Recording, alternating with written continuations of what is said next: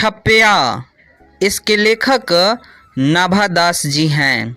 इनका जन्म 1570 ईस्वी में लगभग माना जाता है और इनका जो है निधन 1600 के आसपास अनुमानित है और इनका जन्म स्थान दक्षिण भारत में।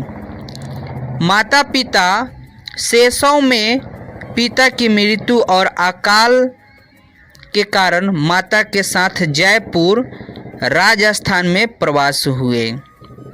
दीक्षा गुरु स्वामी अग्रदास, जिन्हें अग्रली भी कहा जाता है, शिक्षा गुरु की देख रेख में स्वाध्याय सत्संग द्वारा ज्ञान अर्जन किए।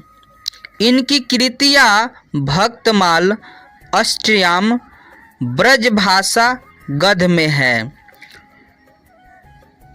गोस्वामी तुलसीदास के समकालीन वैष्णव संप्रदाय में दीक्षित हैं। नाभादास जी कबीर बानी की विशेषता पर प्रकाश डालते हुए कहते हैं, नाभादास जी कहते हैं कि जो व्यक्ति भक्ति से विमुख हो जाता है वह अधर्म में लिप्त व्यक्ति की तरह कार्य करता है। कबीर ने भक्ति के अतिरिक्त अन्य सभी क्रियाओं जैसे योग, यज्ञ, व्रत, दान, भजन सभी को तुच्छ कहा है।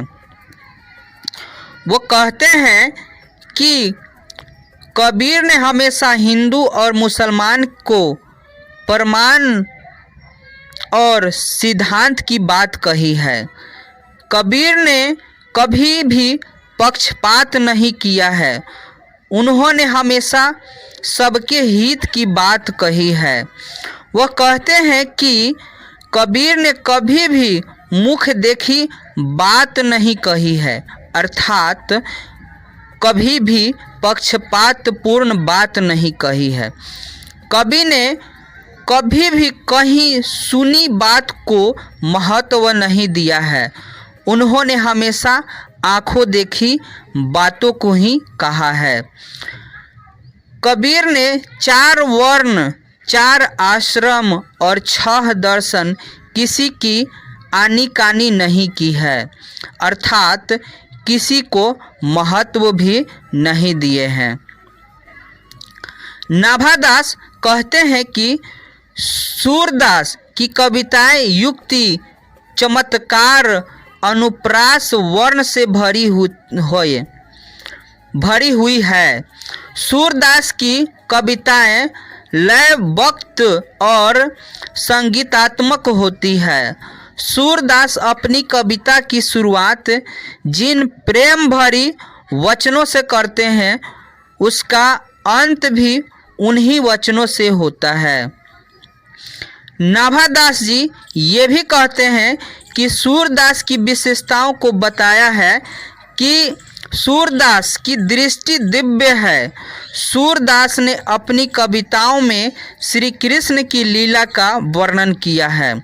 सूरदास ने प्रेम के जन्म, कर्म, गुण, रूप सभी को अपने दिव्य दृष्टि से देखकर अपने वचनों से प्रकाशित किया है। नाभादास कहते हैं कि जो व्यक्ति सूरदास द्वारा कही गई भगवान को गुणों को सुनता है उसकी बुद्धि विमल हो जाती है। नाभादास कहते हैं कि ऐसा कोई कवि नहीं है जो सूरदास की कविताओं को सुनकर सिर चालन न करे, अर्थात उनकी बात में हामी न भरे